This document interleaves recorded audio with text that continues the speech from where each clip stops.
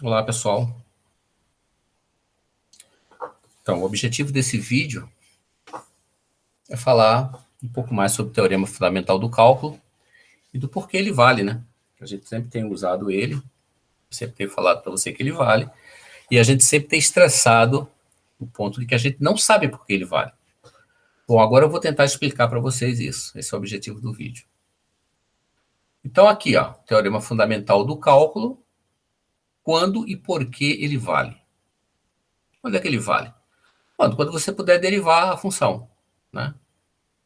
Quando você puder derivar a função no intervalo de integração, ou seja, de A até B, né, então você pode usar o teorema fundamental do cálculo, ou seja, o integral definido, né, de A até B de f de x dx é igual a f grande de B menos f grande de A, onde, lembrando que f grande é uma primitiva de f, né, de f pequeno. Então, quando a gente quer se referir a primitiva de uma função, a gente costuma chamar ela com a mesma letra maiúscula. Um costume e que a gente tem adotado, né? Então, esse é o teorema fundamental do cálculo, como a gente já usou várias vezes, né? Sempre notando que ele é muito importante porque ele unifica dois conceitos que, em princípio, não tem nada a ver uma coisa com a outra, né? O lado esquerdo, o integral definido, tem o significado de área com sinal, né? Mas, enfim, área, um conceito geométrico. Enquanto que o lado direito diz respeito à primitiva, ou seja, antiderivada.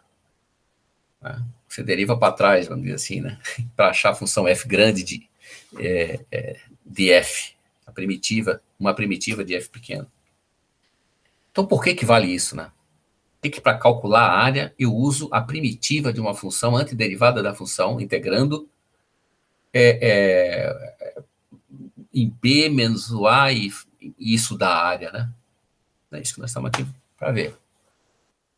Então tá, vamos deslocar um pouquinho o quadro, que eu já preparei alguma coisinha aqui para avançar um pouco. Então, digamos que a gente queira, né, calcular um integral definido de A até B, f de x dx, de uma determinada função f, cujo um gráfico genérico desenha aqui em cima. Como eu já falei em aula, né, o que é que a gente faz? A gente pensa que essa área aqui é aproximadamente igual, não vai ser igual, mas o somatório de áreas de retângulos, né, que a gente desenha aqui, dividido o intervalo de integração em pedaços de igual comprimento, que eu estou chamando aqui de ΔX, não sei se está dando para ver, está vendo? ΔX, está vendo?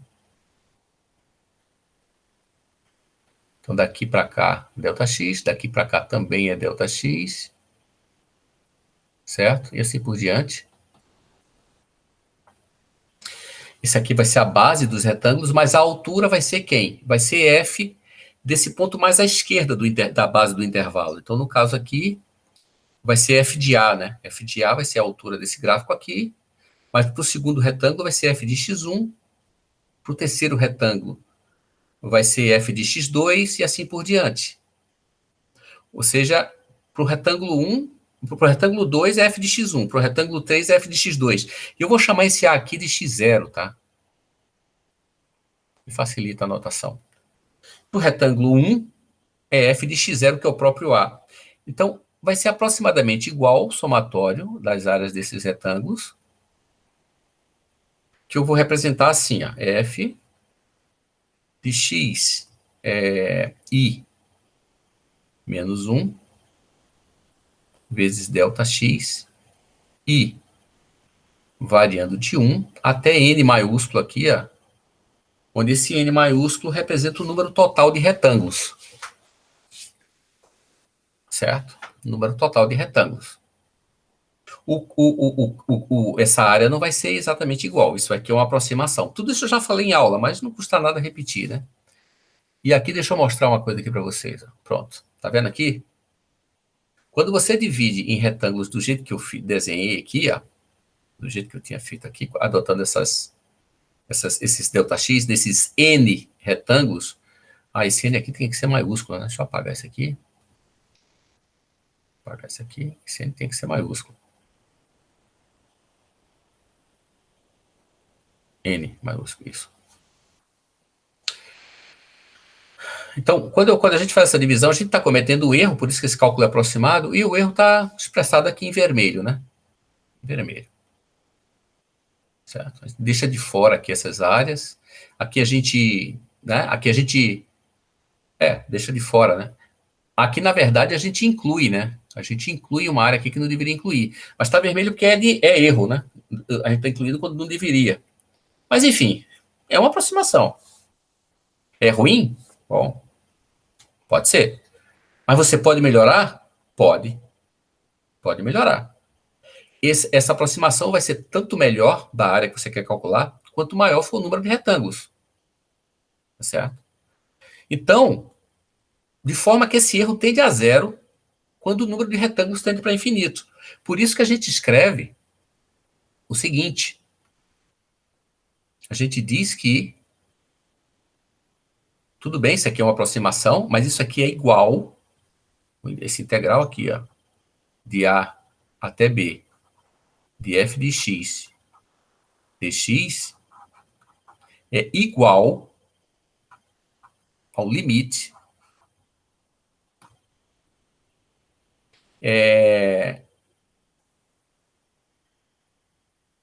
Deixa eu ver aqui uma coisa, que eu quero mostrar uma coisa aqui para vocês. Ah, tá, tudo bem. É igual ao limite desse somatório aqui, até n, i variando de 1, mesma coisinha aqui, f de x i menos 1, vezes ΔX, mas quando n, o número de retângulos, tende para infinito. Aí esse erro tende para zero, então a igualdade fica perfeita. Essa, inclusive, é a definição de integral, hein? Isso aqui é chique. Essa é a definição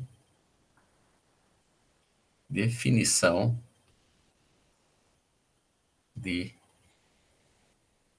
integral definida por somas de Riemann. Dois N's no final. E as somas de Riemann são essas aqui, ó. Isso aqui são as somas de Riemann.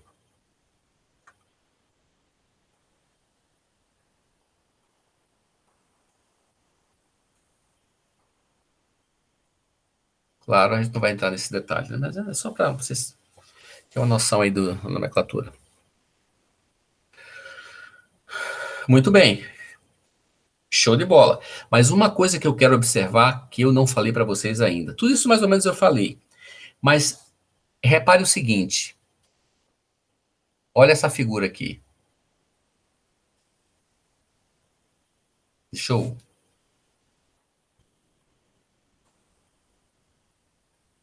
Olha essa figura.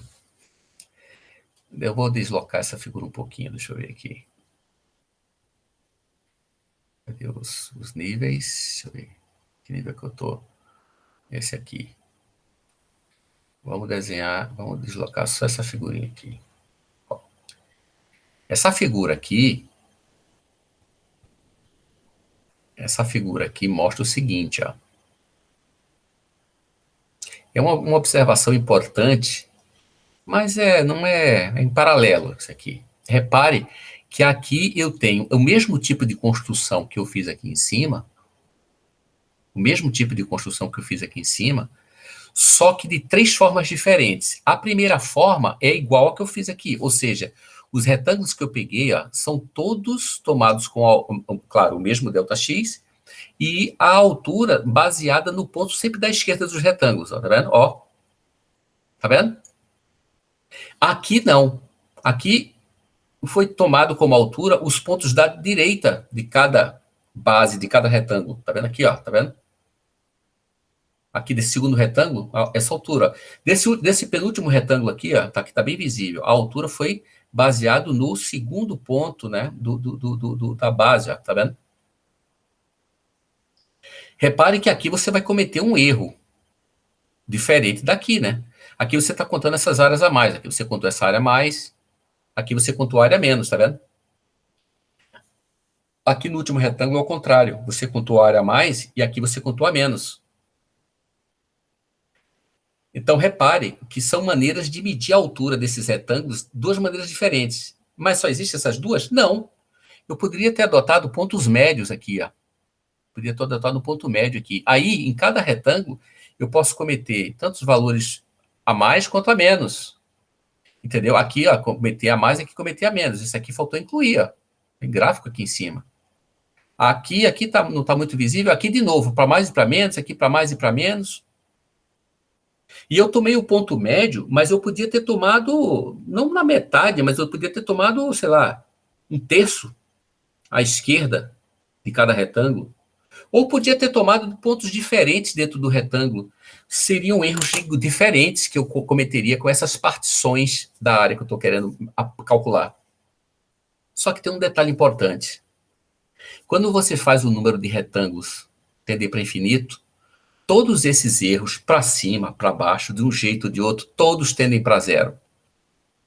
Ou seja, não importa onde você pega o pontinho em cada retângulo para medir a altura dele. Não importa. Quando o número de retângulos tende para infinito, ou seja, no cálculo do integral, de fato, quando o número de retângulos tende para infinito, esses erros vão para zero de qualquer forma. Certo? De qualquer forma. Deixa eu ver se eu tenho outro.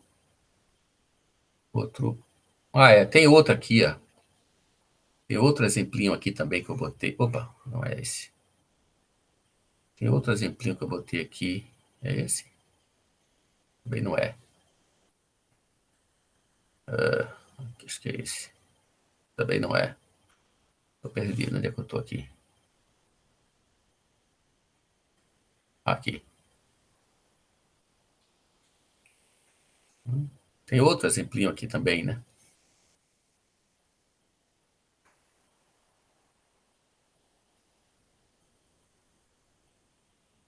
Tá vendo? Aqui, de novo. Opa. Aqui os retângulos foram tomados com altura baseado do lado esquerdo de cada um, né? Do ponto à esquerda de cada base. De repente eu estou tocando os lados aqui, mas vocês se virem. Dá uma convertida aí.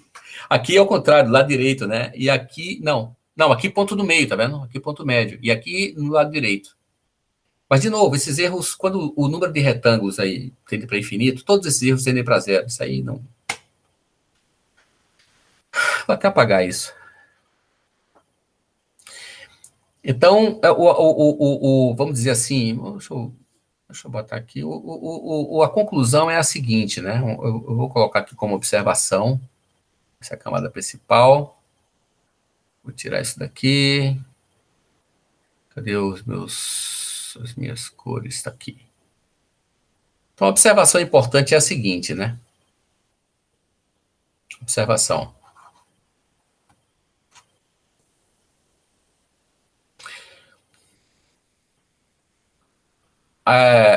Isso aqui, né? Isso aqui, quando, como é que eu vou dizer? Eu vou fazer assim, ó, o limite disso aqui, f de x i estrela vezes delta x, i variando de 1 até n, quando n tende para infinito, independe da escolha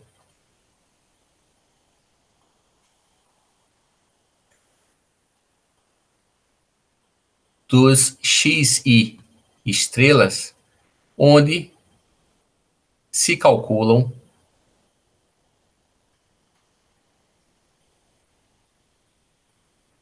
as alturas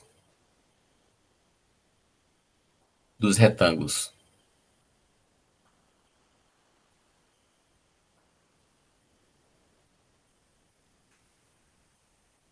Certo?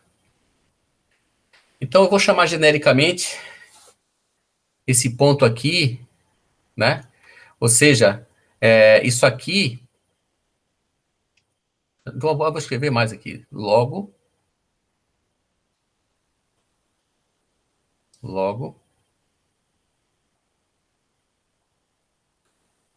a integral de A até B, f de x é igual ao limite, quando n tende para infinito, vezes somatório de f de xi estrela, delta x, e variando de 1 até n maiúsculo, né?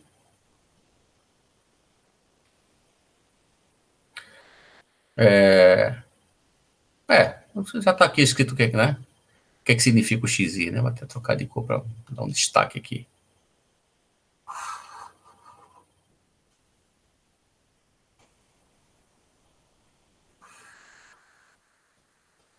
Certo? Muito bem. Esse é o primeiro esclarecimento. Vamos dar aqui um... Eu tô aqui. Vamos ver aqui como é que está a visão geral do nosso quadro. Essa é a observação 1. Agora vamos para a observação 2. Vamos para a observação 2.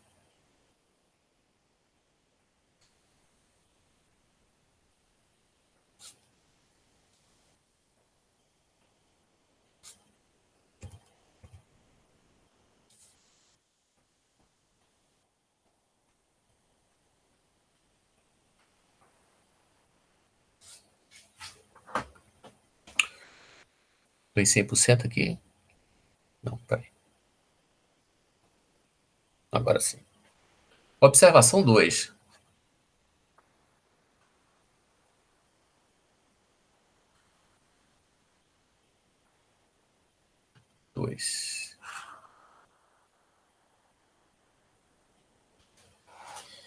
Repare o seguinte.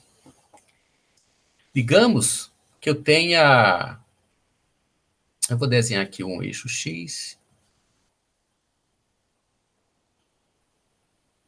Vou desenhar um sistema cartesiano aqui. Pá. Pá. Pá. E aqui eu vou desenhar o gráfico genérico de uma função. Digamos isso aqui. Se eu desenhar com aquele outro...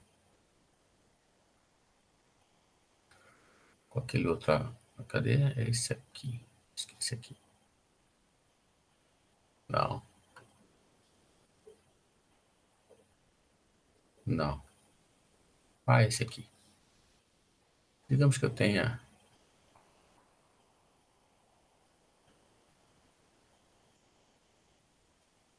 o gráfico de uma função assim, tá? E eu tenho aqui um ponto...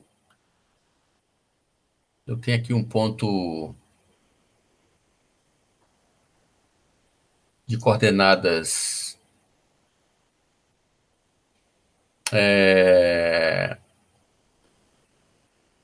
2 pontos.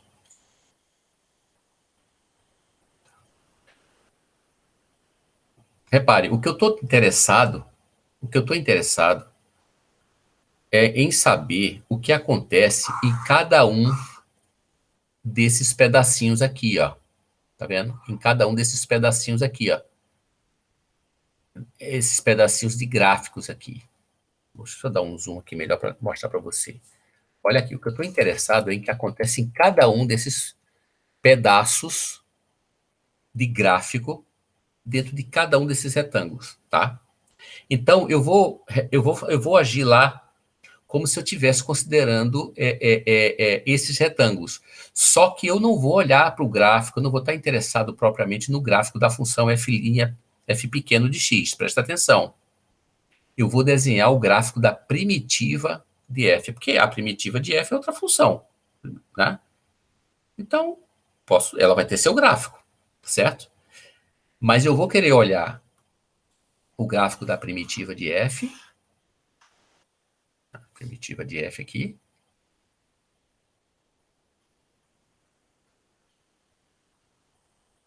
certo?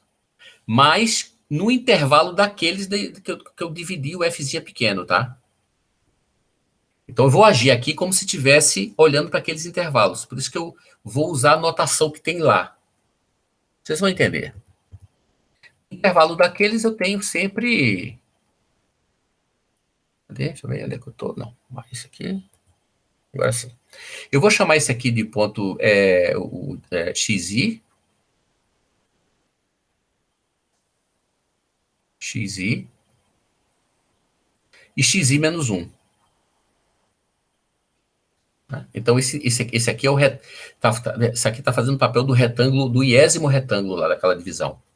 E aqui, repare que eu tenho uma secante aqui, ó. Uma corda, se você preferir. Tá? Uma corda.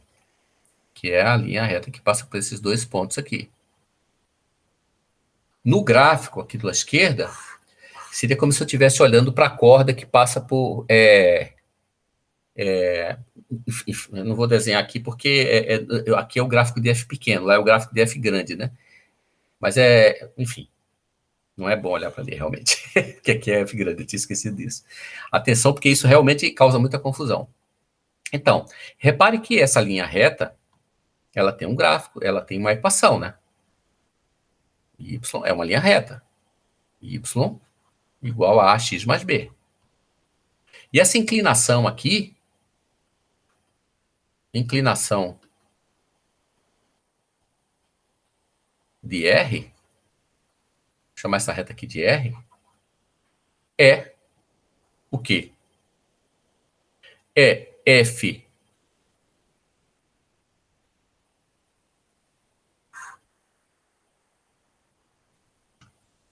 f grande de xi menos f grande de xi menos 1, dividido por ΔX, né? Esse pedaço aqui, ó, isso aqui é ΔX. Vem aqui com o letra boa. Tá bom aqui. Isso aqui é ΔX, né? E isso aqui, ó, esse valor aqui é f grande de xi menos 1. Esse aqui, f grande de xi. Então, é esse comprimento aqui, ΔY, sobre ΔX. O ΔY é esse aqui, ó. Esse aqui é ΔY sobre ΔX.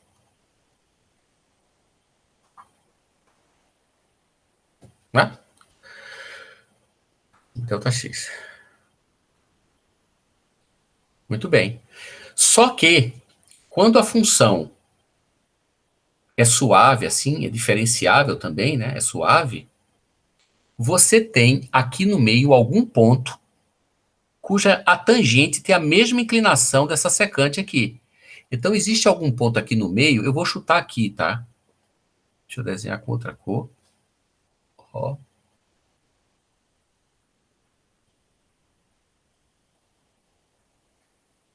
Cuja tangente é paralela a essa secante aqui. Tá certo? Essa reta aqui, que toca o gráfico da função f grande nesse ponto aqui, que tem um determinado valor que eu vou chamar de x e estrela, esse ponto aqui, essa reta S, existe. O que eu estou querendo dizer é o seguinte: é que existe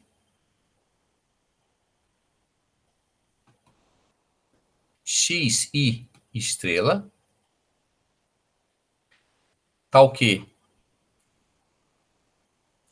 a reta tangente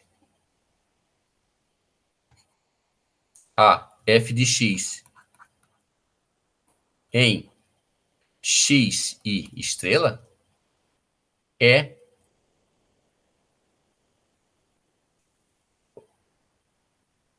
tem, né? Tem a mesma inclinação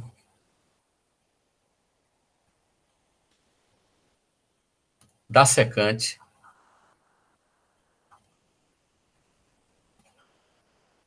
R. Vê a figura.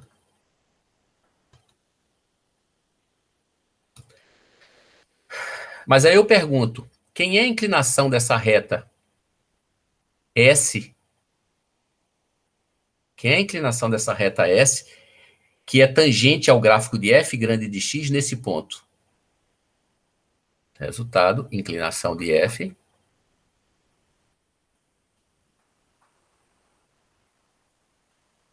de S é igual à derivada da função, né? Nesse ponto. Derivada de quem? De f grande. Derivada de f grande no tal ponto xi estrela. Certo?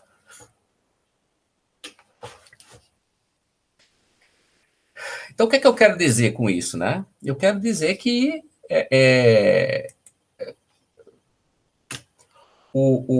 sempre que eu tenho uma função, que eu estou chamando aqui de f grande, porque eu estou com segundas intenções, né?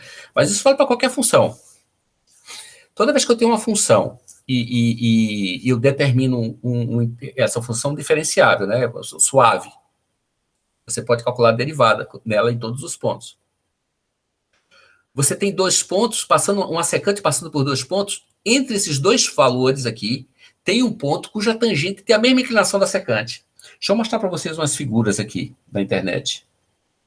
Aqui, deixa eu ver aqui. Acho que eu separei isso já, peraí. Ah, sim, olha aqui. Vou mostrar a página toda aqui, peraí.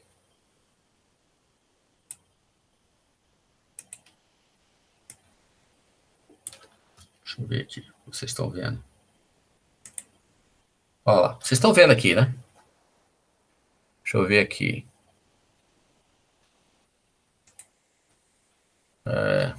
Olha aqui, ó. Vê esse gráfico dessa função em azul aqui. Ele escolheu esses dois pontos. A secante que passa por esses dois pontos é essa pontilhada azul aqui, ó. Repare, a secante começa em x igual a A e vai até x igual a B. Ele está mostrando que existe um C aqui no meio, que aqui está na metade do intervalo, pelo menos parece, mas não precisa estar na metade do intervalo, não. Cuja tangente é paralela a essa aqui, ó. Então, a inclinação dessa reta tangente aí é igual à inclinação dessa corda aqui, ó, ou dessa secante, né? Que passa por esses dois pontos do gráfico. Tem outros exemplos também, deixa eu ver aqui. Peraí. Ver se eu vejo um exemplo mais interessante aqui. Aqui é outro exemplo, tá vendo? Olha esse outro aqui, tá vendo? Você tem a secante que passa por esses dois pontos. Tem um ponto aqui no meio, mais especificamente esse, onde a tangente é paralela, tem a mesma inclinação da secante. É mais um exemplo aqui. Ó. Olha outro exemplo aqui bacana, tá vendo? Ó, essa corda aqui, essa pontilhadinha preta, entre A e B, tem um ponto aqui no meio, que tem um X aqui, né? Entre o A pequeno e o B pequeno aqui, que são as coordenadas de A grande e B grande, a coordenada X. Tem um ponto aqui no meio, onde a tangente tem a mesma inclinação dessa secante. Então, isso é corriqueiro, vamos dizer assim, né?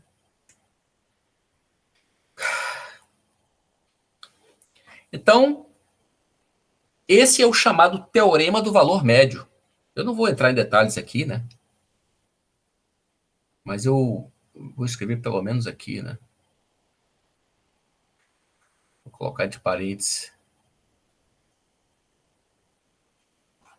Este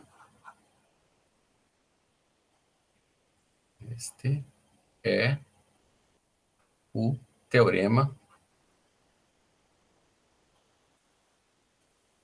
do valor médio. Vocês podem procurar na internet, se quiserem entrar em mais detalhes, né? Se aprofundar mais. Tá, mas e daí? Então temos duas observações. A primeira observação diz o seguinte: olha, essa divisão em retângulos e a escolha do ponto da base de cada um deles, onde eu vou considerar a altura do retângulo, esse ponto pode ser qualquer um ali dentro de cada intervalo. Essa é a primeira observação. A observação 2 é que em cada intervalinho desse, vale isso aqui, ó. Em cada intervalo desse, uma função grande, o que eu estou chamando aqui de f grande, né? Tem como é que eu vou dizer? Um ponto aqui no meio, onde a inclinação da secante é igual à inclinação da tangente em algum ponto ali no intermediário. Então veja bem o que acontece no final das contas, né? Veja bem o que acontece no final das contas.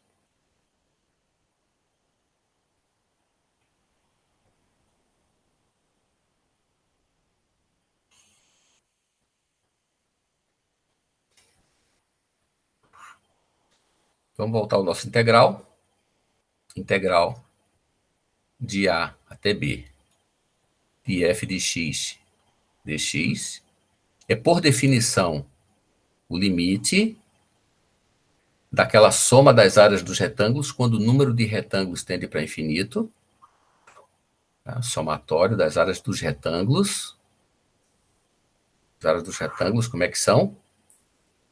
Vai ser um f de um xi estrela vezes o delta x, onde esse xi estrela é um ponto ali dentro da base de cada um dos retângulos I, onde os retângulos I variam do primeiro retângulo até o último retângulo, o enésimo retângulo, né? Lembre-se que eu estou fazendo o número de retângulos tender para infinito. Então, a escolha desse ponto ali no meio de cada retângulo é irrelevante, porque no final das contas o erro vai dar zero mesmo e esse integral vai dar exatamente a área que a gente quer. Esse somatório aqui no limite vai dar exatamente a área que a gente quer, que é o integral definido. A área com sinal, claro, né? Mas repare que o que acontece é o seguinte, ó. O que acontece é o seguinte. Repare que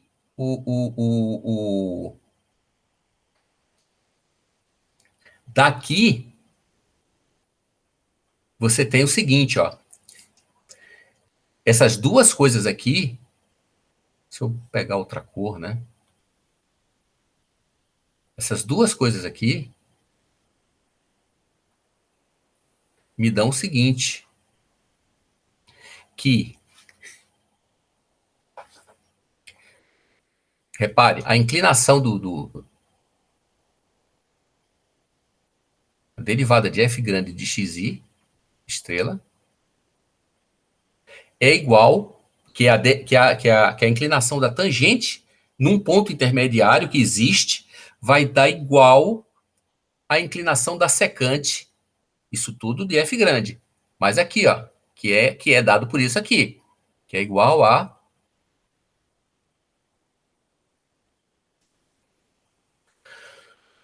f grande de xi menos f grande de xi menos 1 sobre delta x. Ora, mas isso aqui, se essa f grande que eu considerei aqui no teorema do valor médio for a primitiva de f pequeno que está aqui dentro, eu posso concluir que a derivada de f grande é o próprio f pequeno, né? F grande é primitiva. Então, a derivada dela é da f pequeno. Opa. F pequeno de xi estrela. Ora, mas aí, então, eu posso, no lugar disso aqui, ó, jogar isso aqui. Então, isso aqui... Deixa eu ver como é que eu faço aqui. Isso aqui, portanto... Deixa eu ver aqui. branco. Portanto,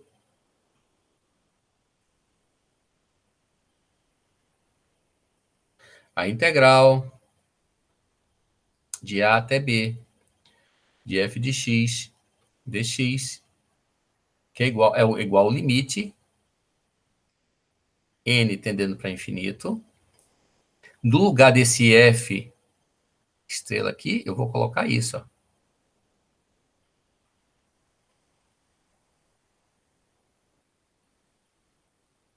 Somatório de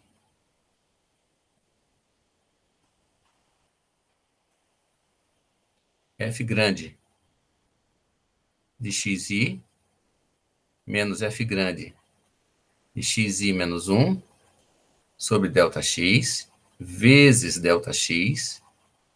Tá? Esse ΔX é esse aqui, ó. Tá? Ó. Vezes ΔX.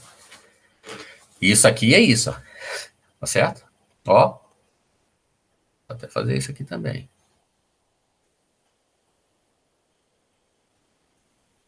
Bom, não vou fazer não. Que aí fica bacana. Esse aqui vem para cá, esse aqui vem para cá. Assim. Show de bola.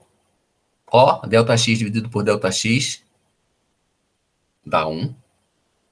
Esqueci de botar aqui, né? E variando de 1 até n maiúsculo. Então, isso aqui vai ser igual a...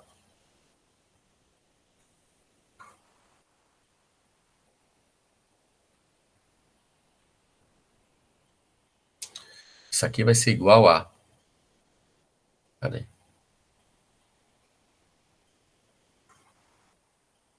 Isso aqui vai ser igual a... Limite. N tendendo para infinito. Do somatório. E variando de 1 até n maiúsculo. De simplesmente disso aqui, né? F grande de xi menos f grande de xi menos 1. Certo? Agora, vamos abrir esse somatório aqui. Isso aqui é igual a... Vou ter que usar espaço aqui, por isso que eu não vou botar aqui à direita. Limite. N tendendo para infinito. Vamos abrir. Então, colchetão aqui. Bom, vamos fazer igual a 1. Então, vai ficar f de x1, f grande de x1, menos f grande de x, 1 menos 1 dá 0. Então, fica f de x, 0. Vou colocar um parênteses aqui só para você ver que isso aqui corresponde ao i igual a 1, né? Ó. I igual a 1. Ops. I igual a 1. Vamos para o i igual a 2 agora. Mais, abrir um parênteses aqui, f de x2 é igual a 2, né? F de x2 menos f de x i menos 1. 2 menos 1 dá 1. F de x1. Isso aqui é i igual a 2. Vamos lá. Mais, vamos fazer o 3.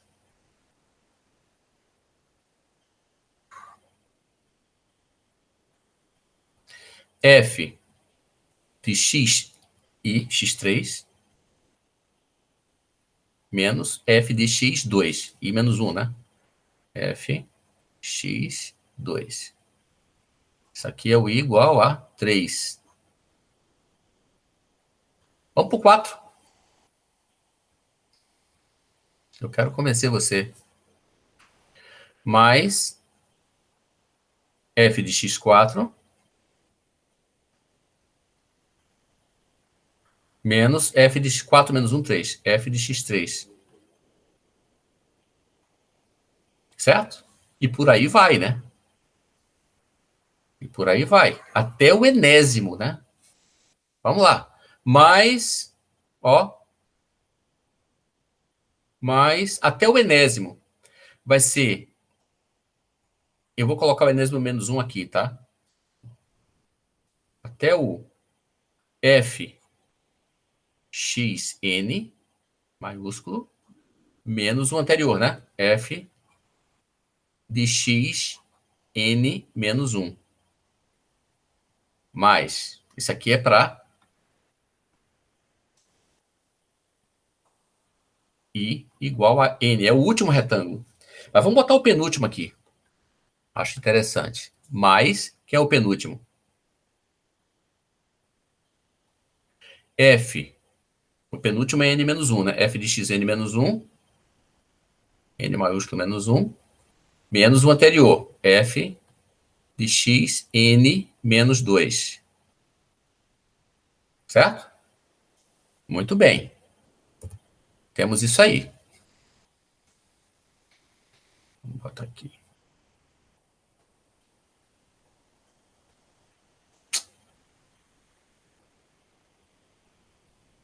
I igual a n menos 1. É o penúltimo retângulo. Certo?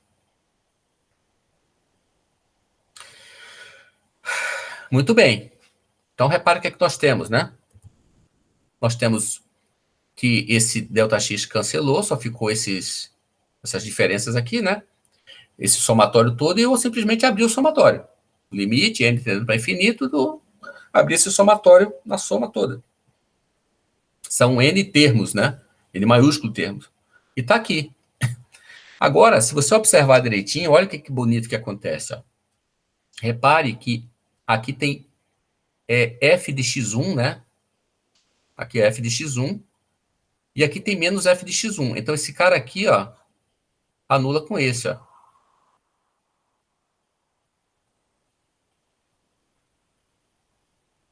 Ou seja, o primeiro termo desse parênteses se anula com o segundo do parênteses seguinte, para o igual a 2, tá vendo? O primeiro termo, esse primeiro termo do parênteses i igual a 2 aqui, ó, anula com o segundo do i igual a 3, ó. Tá aqui, ó, f de x2, deixa eu botar aqui mais. F de x2 aqui aparece positivo, e esse f de x2 aqui vai aparecer negativo, né? Porque mais com menos dá menos. Então vai anular aqui também, ó. E esse cara aqui vai anular também, ó.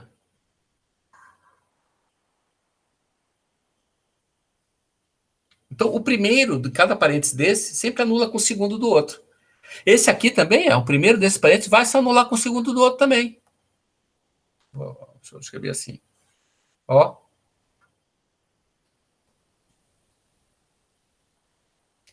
No penúltimo parênteses, esse segundo aqui também vai se anular com alguém de lá, ó.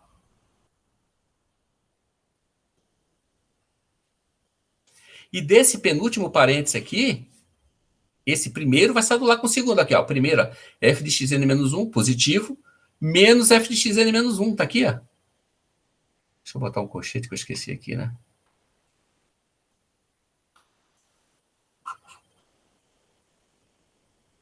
Então, esse cara aqui vai se anular com esse, ó.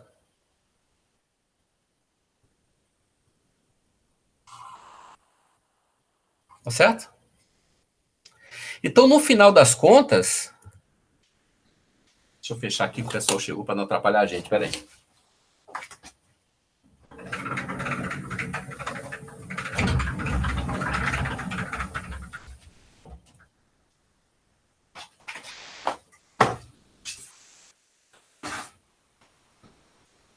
No final das contas, olha o que restou.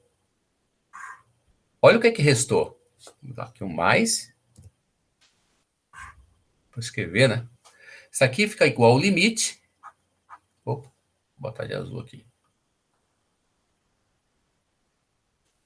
Isso aqui fica igual ao limite. Abre colchete. N tendendo para infinito, né? Menos f de x0, que não se anulou com ninguém. E o último lá que não se anulou também. Tem um que escapou lá também, ó. Mais f de xn.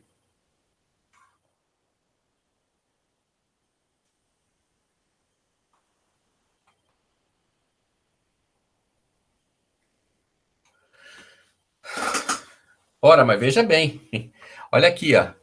Olha de quem é que nós estamos falando. Quem é que é o x0 e quem é que é o xn?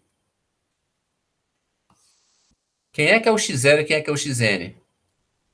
Só um instantinho, tá, pessoal? Rapidinho aqui.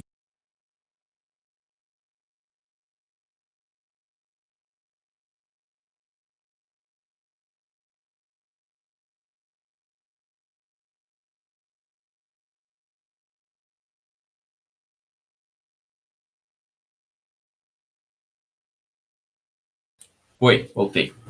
Então, como eu estava dizendo, quem é o x0 e quem é o xn, né? Olha aqui de quem é que nós estamos falando aqui, ó.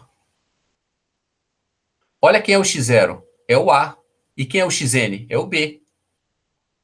O x0 é o A, é o ponto inicial do meu intervalo de integração, e o xb é o ponto final do meu intervalo de integração todo. Então, esses pontos intermediários aqui todos se anularam aqui nessa somatória, né? Na aplicação da f grande, que é a primitiva de f pequeno. Então, isso aqui, no final das contas, resultou em quê? Isso aqui é igual ao limite n tendendo para infinito de, isso aqui é f, deixa eu botar de outra cor, né? Isso aqui é,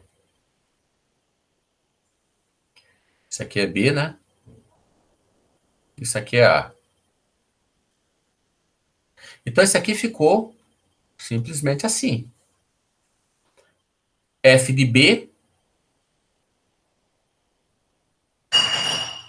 menos f de a.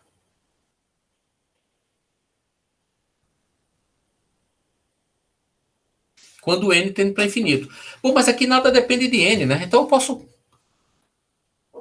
Isso aqui fica simplesmente igual a f de b menos f de a. Ou seja, esse integral todo aqui foi igual a isso, que foi igual a isso, foi igual a isso, foi igual a isso, que foi igual a f de b menos f de a. Então, vou escrever essa conclusão aqui.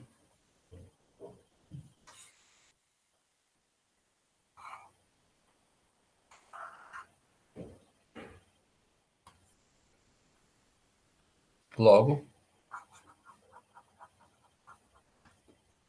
o integral de a até b, f pequeno de x dx, é igual realmente a f grande de b menos f grande de a.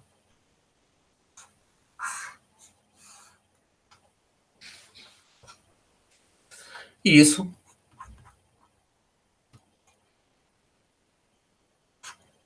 demonstra o teorema fundamental do cálculo.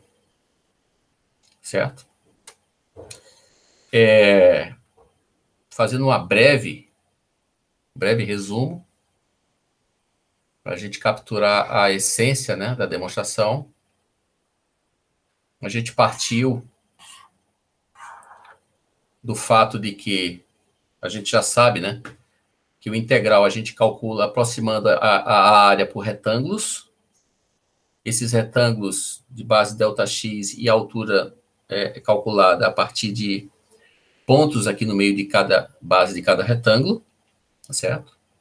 E que essa soma independe da maneira que você pega os pontos ali dentro dos retângulos. Portanto, esses pontos ali no meio podem ser pegados justamente onde vale o teorema do valor médio, aonde agora estamos referindo a f grande. Que ponto é esse que vai ser escolhido em cada um desses intervalos? Vai ser escolhido o ponto aonde as cordas definidas nos extremos dos intervalos para a primitiva sejam realizadas como derivada dela no meio do intervalo. Tá certo? Então, os intervalos aqui, no teorema do valor intermediário, são os mesmos dos intervalos que a gente está olhando para f pequeno. Tá?